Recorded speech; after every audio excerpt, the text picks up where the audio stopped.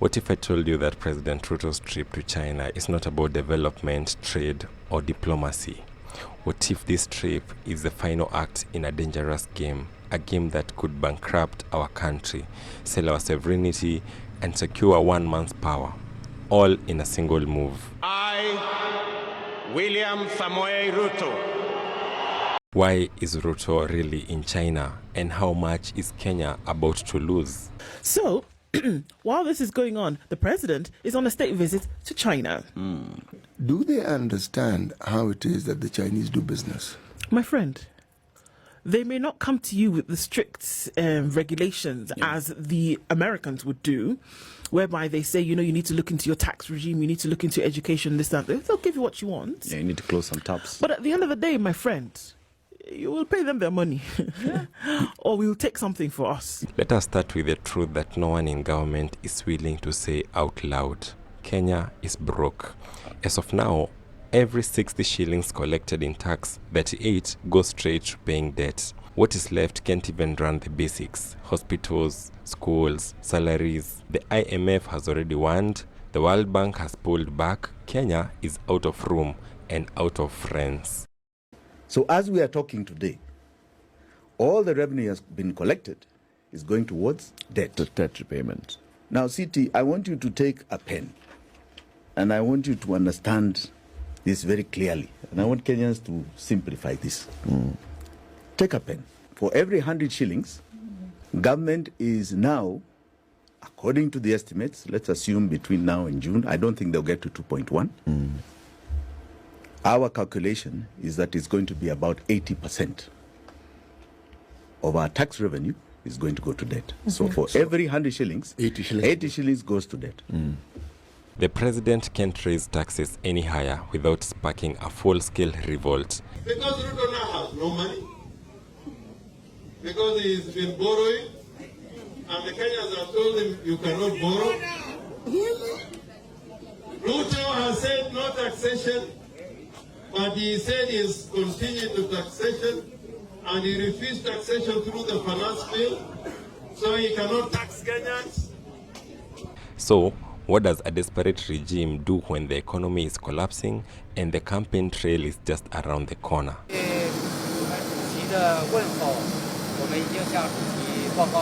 It finds a lender who does not care about human rights, transparency, or consequences. China is no stranger to Kenya's debts. They already funded the controversial standard gauge railway, a project that cost 3.2 billion USD, ran on inflated contracts, and left behind a trail of corruption. We paid for it with our own money and even more. And yet we took a loan and we are paying back that loan. China Road and Bridge for the building of SGR from Mombasa to Naivasha was paid a total of almost 1.2 trillion for a project of 500 billion, according to the contract documents. So 700 billion above what was required. That is a frightening fact. Let that sink in. Revelations that Kenyans were shortchanged during negotiations for the construction of the standard gauge railway. Details seen by NTV show the exaggerated cost for goods and services procured by the parties that signed the initial agreement in 2012. And now, Ruto is back with the new promises, more roads, bigger railways. But what are the real terms this time? Nobody knows. Because once again, these contracts are secret.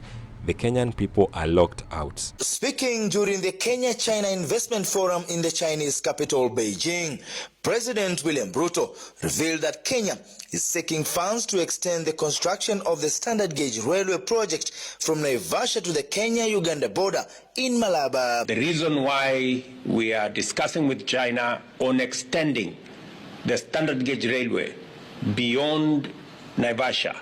The Kenyan president is seeking another loan of about $1 billion from China to complete a stalled road construction project, shifting his earlier stance when his coalition had accused the former president of excessive borrowing during last year's election campaign. So what if Mombasa Port is on the table, or Lamu, or key mineral rights? What are we trading away just to keep the lights on in State House? Mr. Mr. Prime Minister, how are you? Thank you. You see, Ruto's trip isn't just about roads and rails. It's about power. Because in politics, desperation isn't a weakness, it's fuel. The 2027 election isn't 2 years away. It's already begun.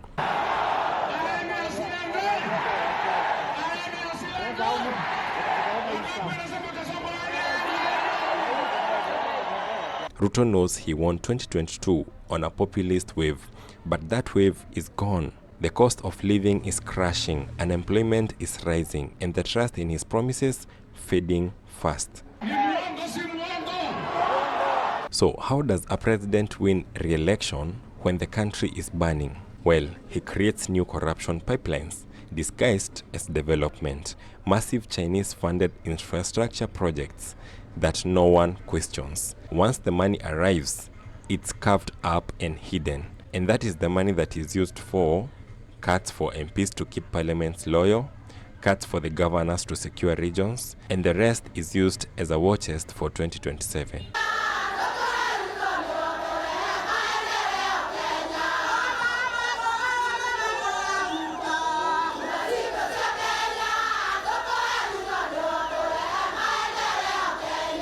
And the beauty of it is, the debt does not come due until after election. He wins, you pay. There are these institutions in the West, the Bretton Woods institutions, who are even known to write off debts. Yes. China does not write Never. off debts. Never. While the president secures billions from Beijing, here are some things that you won't hear. That your county hospital may not get new beds, that your child's school may still not have toilets, that your business will face high levies, and that your pension may be tapped to service loans you never voted for. In Sri Lanka, they lost their ports. In Zambia, they lost their power grid. What will we lose? Could Kenya become the next case study in China's debt diplomacy? Could we become a country where foreign powers own our infrastructure, our resources, and even the policies that we are allowed to make? And all this because one man needed money to win an election. Right now, as you watch this, deals are being signed in silence. Agreements are being written in languages that we cannot read, and the price tag hidden in deep legal fog. You know, I've always told you, and I keep saying, mark my words, the bane of our economy is what is called debt. Debt finance, our debt stock today is what is causing the pain that everybody's seeing.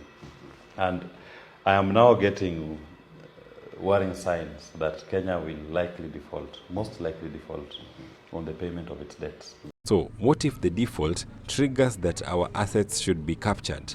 What if we've already mortgaged our future, our ports, our power plants, or our natural resources? This is no longer about Ruto. This is about us. Because while he books flights to Beijing, you pay more for fuel. While his allies celebrate new contracts, your child is sent home for school fees.